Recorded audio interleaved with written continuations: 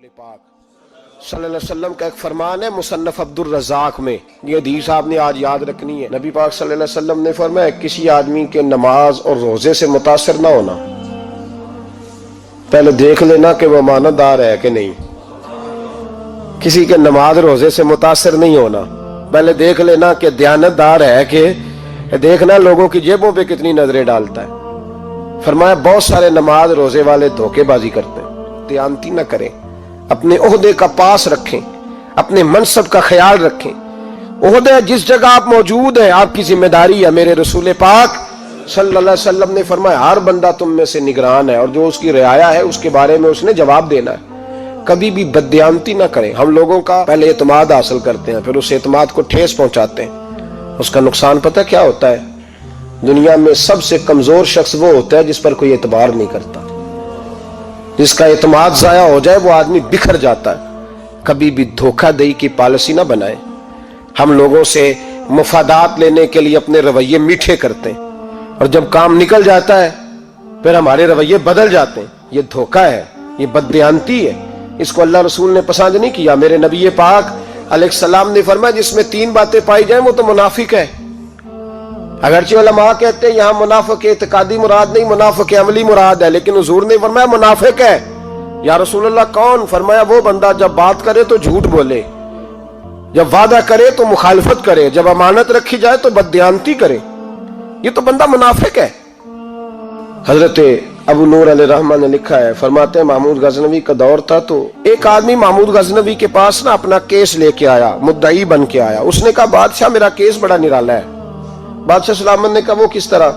कहने लगा ये मेरे पास एक थैली है, मैं ना सफर पे जाने लगा तो ये थैली पूरी हीरों की भरी हुई। फलां इलाके के जो काजी साहब है ना, मैं जाती दफा मैं कहीं सफर पे जा रहा था तो मैं उनके पास छोड़ गया कि रास्ता लंबा है, कहीं को मुझसे छीन ना ले, हीरों की भरी हुई थी। कुछ दिनों के बाद मैं वापस आया हूं, काजी साहब ने मुझे थैली वापस की है तो इसमें हीरों की बजाय खोटे सिक्के निकले।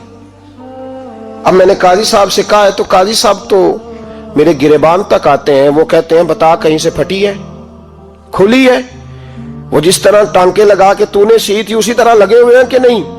तो हुजूर लगे भी बिल्कुल उसी तरह है, ना फटी है ना खुली है। अब मैं लुट गया हूं, मेरी कुल उम्र की कमाई जाया हो गई, खोटे सिक्के कहां और हीरे कहां? तो मेहरबानी करें और आप की बारगाह में अल्लाह रसूल के नाम पर हलफ देता हूं कि मैं हूं बिल्कुल सच्चा। महमूद गजनवी कहने लगे तू जा, थैली छोड़ जा और जब मैं तुझे बुलाऊंगा फिर दोबारा आना। शख्स चला गया। महमूद गजनवी उठे, दरबार बर्खास्त किया, लोगों से कहने लगे चले जाओ, मैं 3 दिन के लिए सैर करने जा रहा हूं, 3 दिन के बाद लौटूंगा। अकेले जब रह गए ना महमूद दरबार में तो महबूब ने छुरी मंगाई। वो जिस तख्त पे बैठते थे वहां गद्दा बिछा हुआ था, ये गद्दा पड़ा ना, वो गद्दा बिछा हुआ था। महमूद ने छुरी के साथ उसको फाड़ डाला और छुरी जेब में रखी निकल गए। कहने लगे मेरे बाद कोई मेरे दरबार वाले इहाते में दाखिल ना हो। महमूद चले गए। अब वो सफाई करने वाला जब आया ना, उसने आके देखा तो गद्दा तो फटा हुआ है। उसने शोर डाल दिया, पहरेदार भी आ गए, फलां साहब भी आ गए, फलां साहब। उसने कहा ओ खुदा के बंदो उसका गद्दा फट गया है, वो तो माल डालेगा। उसने कहा था सिवाय सफाई और निगरानी वाले के दूसरा आए कोई ना, और यहाँ आया भी कोई नहीं। पहले दिन ही फटा हुआ है तो लटका देगा सबको, क्या करें? शोर हो गया, सारे दरबार के मुलाजिमीन इकट्ठे हो गए। एक बंदा बोला, कहने लगा फिक्र ना करो, मैं कैसे बंदे को जानता हूं, इस तरह सिएगा कि जिसने फाड़ा होगा उसे भी पता नहीं चलेगा कहां से फटा था। ऐसा बेहतरीन रफू करेगा कि पता भी। उसने कहा यार हम सारे 1-1 महीने की तनख्वाह देते हैं, तू बंदा बुला। वो बुला लिया उसको, उसका नाम अहमद रफू घर था। वो आया, उसको गद्दा दिखाया, उसका यार इस तरह सीना पता ना चले। उसने कहा फिक्र ही ना करो, मैं बड़ा कारीगर हूं। बड़े बड़े कारीगर लोग नहीं हमारे मुल्क में पाए जाते, कोई निशान छोड़ते हैं पीछे। बड़े कारीगर का पैसे होने चाहिए, बड़े बड़े कारीगर बंदे। आप यकीन करें ऐसा ऐसा फलसफा, ये उम्रा इबादत है ना, सरकार दो आलम सल्लल्लाहु अलैहि वसल्लम की बारगाह की हाजिरी बड़ी नेमत है ना। तो सऊदी गवर्नमेंट ने पाबंदी लगा दी, खैर उनकी भी ज्यादती है। इस तरह की पाबंदियां शरीयत इस्लामिया में जायज नहीं। अल्लाह के घर मुसलमान जब चाहे जा सकता है, लेकिन वो कहते हैं जी 2000 रियाल दे जिसने 2 साल बाद भी आना है। उन्होंने पाबंदी लगाई तो हमारे एजेंटों ने भी कई खास ट्रेनिंग हासिल की हुई है, पता नहीं कहां से सीख के आए, उन्होंने भी रास्ता निकाल लिया। ایک صاحب سے میں نے کہا کہ جناب وہ 2000 ریال لگ گیا تو کیا کرنا ہے؟ کہنے کوئی مسئلہ نہیں، پاسپورٹ نواں بنوا لو، گنجائش ہے، یعنی ہر شے کا حل ہے۔ اور میں نے کہا یار اب عمرہ کرنے جاتے وقت بھی بندہ دھوکہ دے کے جائے، اللہ کے گھر جاتے وقت بھی اس طرح کی حرکت کرے، کیا حال ہو گیا؟ ہر چیز کا لوگوں نے حل نکال لیا، ہر چیز کا لوگوں نے سٹائل بنا لی۔ ایسا نہ کریں، یہ درست نہیں۔ احمد رفو گر کہنے لگا اس طرح سیوں گا کہ پھاڑنے والے کو بھی پتہ نہیں۔ ان کا پیسے لے یار تو سی دے۔ اس نے سی دی، اگلے شام ہی لا کے بچھا دیا گدا۔ تیسرے دن بادشاہ سلامت آئے، آ کے پہلی نظر گدے پہ ڈالی، اس نے بلایا سب ملازمین کو، کہا کس نے سیا ہے؟ کہا جناب کیا ہوا؟ کہا یہ پھٹا ہوا تھا۔ کس نے؟ کہا نہیں پھٹا ہی نہیں۔ وہ کہنے لگے بنو بات میں خود پھاڑ کے گیا تھا، تو بتاؤ صحیح سیا کس نے ہے؟ کہا جناب آپ پھاڑ کے گئے تھے تو بتایا کیوں نہیں؟ فرمانے لگے اسی لیے تو بتایا نہیں تھا کہ تم خود تحقیق کر لو، بلاؤ بتاؤ سیا کس نے۔ تو بلا لیا، احمد رفو گر آ گیا۔ اس کو جب بلا کے سامنے بادشاہ کھڑا کیا، کہا بھئی تو نے سیا ہے؟ کہنے لگا حضور آپ کے سارے ملازم کٹھے ہو کے آئے تھے، میری غلطی کوئی نہیں۔ کہا نہیں یار تو بڑا کاریگر ہے، میں نے اپنے ہاتھ سے پھاڑا تھا پر مجھے بھی نہیں پتا چل رہا کہاں سے پھٹا تھا۔ اچھا یہ بتا یہ تھیلی جو ہے یہ بھی تو نے سی تھی؟ اس نے کہا جی آپ کے خادم کا ہی کارنامہ ہے، وہ فلانے علاقے کے قاضی صاحب آئے تھے، اس میں سے ہیرے نکال کے تو کھوٹے سکے بھرے تھے، تو مجھے بھی تھوڑا سا حصہ ملا تھا۔ محمود نے سارے گواہ بھی اکٹھے کر لیے، ثبوت بھی اکٹھے کر لیے۔ پھر قاضی کو بلایا، پہلے سارے ثبوت اور گواہ کیس حل کر لیا۔ پھر ہمارے ہاں یہ حال ہوتا ہے کہ مدعی 2-3 ہفتے کے بعد خود ہی ہاتھ باندھ جاتا ہے، کہنا تسی میری جان چھڈو، مجرم پھڑو پاوے نہ پڑھو۔ وہ کہتا ہے مجھے معافی دو، میں رہا۔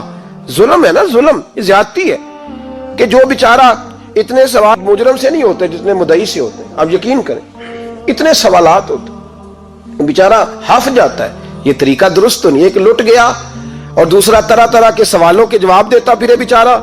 سارے ثبوت اکٹھے کر کے قاضی صاحب کو بلایا، تنہائی میں لے جا کے محمود غزنوی نے کہا قاضی صاحب آپ سے غلطی ہو گئی، غریب آدمی تھا، وہ لٹ گیا ہے، اس نے تو بڑی مشکل سے کچھ ہیرے جمع کیے تھے اور اس کی کل کائنات تھی، تو آپ اس کا مال اسے دے دیں، بات ختم۔ قاضی صاحب کہنے لگے آپ مجھ پہ الزام لگا رہے ہیں، سوال ہی نہیں پیدا ہوتا۔ آپ میری داڑھی دیکھیں، آپ میرا اعزاز دیکھیں، دنیا جانتی ہے میں اس کا۔ قاضی صاحب انسان بھول ہی جاتا ہے، بندہ بھول جاتا ہے، غلطی ہوگی، مال نے کہا نہیں سب کہا میں تنہائی میں پوچھ رہا ہوں، میں اس وقت پوچھ رہا ہوں جب دوسرا موجود کوئی نہیں، آج توبہ کر لے، میں کچھ نہیں کہوں گا، تو میری زبان پہ اعتبار کر، تجھے پتا ہے میں جو کہتا ہوں اس پہ عمل بھی کرتا ہوں، باز آ جا۔ پر قاضی نے کہا نہیں میری غلطی کوئی نہیں۔ محمود نے پھر بڑے دربار میں بلا لیا، مجمع عام میں۔ مہلت کے دنوں میں جو توبہ کر لے وہ بچ جاتے ہیں، لیکن لوگ رسوائیوں کے دنوں میں پھر واپس لوٹتے ہیں اگلا گھر دیکھ کے، پھر حالات اور طرح کے ہو چکے ہوتے ہیں۔ جب بڑے دربار میں قاضی کو بلایا، بھائی تو مانتا ہے کہ نہیں؟ اس نے کہا نہیں، تو کہا بلاؤ احمد رفو گر کو۔ جب احمد رفو گر آیا تو بوڑھے قاضی کی ٹانگیں کانپنے لگی، جملے ٹوٹنے لگے، لفظ زمین پر گرنے لگے، بات صحیح نہیں ہوتی، زبان لڑکھڑانے لگی۔ محمود کہنے لگے قاضی میں نے تجھے کہا تھا وہاں مان جا بات، اب بڑے دربار میں بول۔ تو جب قاضی صاحب کی گردن خود بخود جھک گئی تو دنیا سمجھ گئی، کہا نکل جا میرے دربار سے۔ محمود بولے نکل جا، اتنی تجھے عزت دی، اتنی بڑی تنخواہ دی، قاضی بنایا، اور یہ تھوڑی سی رقم کے لیے، تھوڑی سی رقم کے لیے تو بددیانت ہو گیا، چل چلا جا، نکل۔ قاضی دربار سے نکلا تو لوگ لعنتیں برسانے لگے۔ کل جو دکانیں چھوڑ کے سلوٹ کرنے آتے تھے وہ کہنے لگے اس کی عمر دیکھو، اس کے کام دیکھو، دیکھو اس نے کیا کیا۔ گھر گیا، بچے جن کے لیے پاپ کمایا تھا، جنہاں لی تو پاپ کمائے ہن کتھے نہیں ہو تیرے کر دے۔ وہ بچے کہنے لگے ابا جی ہم تو سکول مدرسہ جانے کے قابل نہیں رہے، امید تھی کہ بیوی ساتھ دے گی۔ وہ کہنے لگی میں میکے کیسے جاؤں گی، گلی کی عورتیں طرح طرح کی باتیں بناتی ہیں۔ اور بھائی کامیابیوں کے بڑے سربراہ ہوتے ہیں، کوئی کامیاب ہو جائے تو سارے کہتے ہیں میری سپورٹ سے ہوا ہے، ناکامیاں ہمیشہ یتیم ہوتی ہیں، ناکامیوں کا کوئی سربراہ نہیں ہوتا۔ جب تک تو قاضی تھا تو بڑے بات تھی، ہر بندہ کہتا تھا رشتہ دار ہے، اور رسوائی ہو گئی تو وہ تیری آنکھ ہو یا سنگ ملامت کی چبھن، کون پہنچا ہے میرے درد کی گہرائی تک، دور شہرت میں تو یاروں نے کیا یاد بہت، ساتھ آیا نہ کوئی کوچے رسوائی تک۔ اور میاں صاحب کہنے لگے ساری عمر ہی آٹا گد ہے، میں لکھاں کیتے نہیں پیڑے، اب وقت آیا ہی تے محمد بخشا کوئی نہیں ہوں بیٹھا نیڑے، حالات ہی بدل گئے۔ قاضی خاموشی سے اندر چلا گیا، اپنی رسوائی سمیٹ کے بستر پہ لیٹا، نہ روٹی کی بھوک لگی، نہ پانی کی پیاس لگی، نہ نیند آئی، ساری رات تڑپتا رہا۔ سویرے گھر والوں نے دروازہ کھولا تو روح پرواز کر گئی تھی، دنیا چھوڑ گیا۔ حضرت ابو نور علیہ رحمہ بولے، فرمانے لگے یاد رکھو کبھی بددیانتی نہ کرنا، کبھی۔ یہ تو محمود غزنوی کی عدالت تھی، قیامت میں رب کریم کی عدالت لگے گی۔ اور فرمایا وہاں تو گواہی دینے والا احمد رفو گر تھا، قیامت میں تو تمہارے اپنے ہاتھ پیر گواہیاں دیں گے، ہمارا اپنا وجود گواہی دے گا۔ اور فرمایا یہاں تو لانتے دنیا دار برساتے تھے، وہاں فرشتے ہوں گے۔ اور قاضی کو تو موت آ گئی تھی، قیامت میں تو دوبارہ موت بھی کوئی نہیں آئے گی، وہاں تو رہنا ہے اور سہنا ہے۔ اتنی بددیانتی معاشرے میں، اتنی بددیانتی ہر جگہ۔ اس معاشرے کا بھی کچھ بنے گا جہاں دوائی بھی خالص نہ ملے، جہاں دوائی میں بھی بددیانتی ہو۔ لوگ اپنے بچے کو آکسفورڈ یونیورسٹی میں پڑھانے کے لیے غریبوں کے بچوں کے رگوں میں جو دوائی اتارے وہ بھی 2 نمبر۔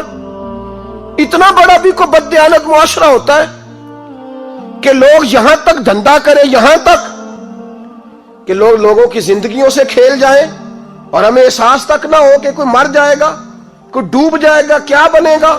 اور جس نے وہ رجسٹر کی دوائی کی، اس نے 2-4 لاکھ روپیہ لیا اور اس نے یہ نہیں سوچا کتنے انسان میری وجہ سے مریں گے۔ قتل صرف یہ تو نہیں ہوتا گولی مار کے مار دینا، لوگوں کی زندگیوں سے لوگ کھیل جاتے ہیں، لوگ تباہی کر جاتے ہیں، لیکن بددیانتی سے باز نہیں آتے۔ میرے رسول پاک علیہ السلام کے غلاموں، نبی پاک صلی اللہ علیہ وسلم نے ذرا سی بددیانتی، اور صحابہ کا یہ مزاج تھا، اتنی سی بھی کبھی ان سے غلطی ہوتی تو